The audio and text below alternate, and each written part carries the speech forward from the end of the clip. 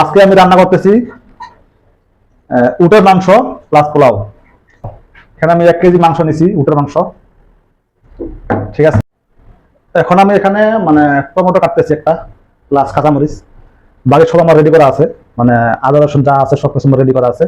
দিয়ে দিলাম এখন সবকিছু, মরিচ পেঁয়াজ যা আছে মাংসের লগে সময় সবকিছু দিয়ে দিচ্ছি এখন। ঠিক আছে, মানে এগুলো একটু ভুট্টা দিতেছি, ভুট্টা দিয়ে মাংসটা বয়া দেবো।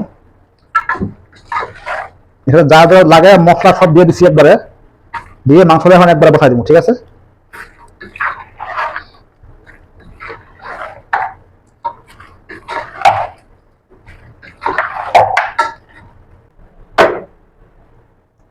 বিসমিল্লাহ।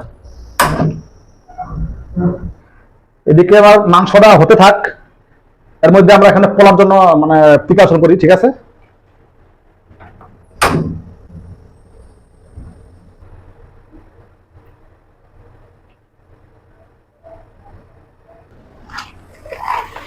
দিয়ে দিলাম কোটা এলাচ। ঠিক আছে,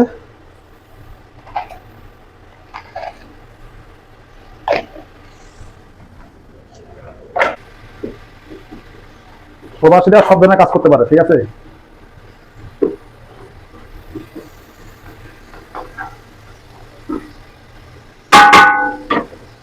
আমার একদিকে মাংস হইতেছে, একদিকে পোলার জন্য মানে মশলাগুলো রেডি হইতেছে। আচ্ছা, উটকে কিন্তু আরবি ভাষায় কি বলা হয় জানেন? উটকে বলা হয় আরবি ভাষায় জামাল। উটকে বলে জামাল আরবি ভাষায়, মানে উটের নাম হলো জামাল, আমাদের দেশে একটা মানুষের নাম। ঠিক আছে না?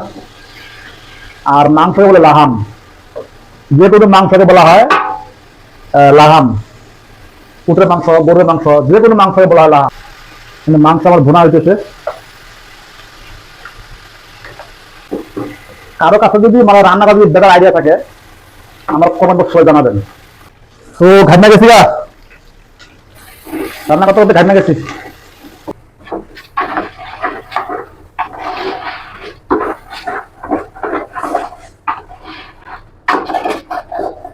এই রান্না এক সময় পারতাম না, মানে বিদেশে আসার পরে কত যে কথা শুনতে হইতো মানুষের মুখে, ফল থেকে সুন্দর একটা ঘ্রাণ বেড়েছে।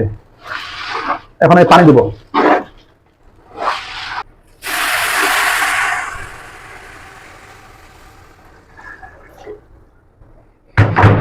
দিয়ে দিলাম পানি। লবণ চেক করি, লবণ লবণ কেমন হয়েছে? ও লবণ দিই নাই, লবণ দিতে হবে।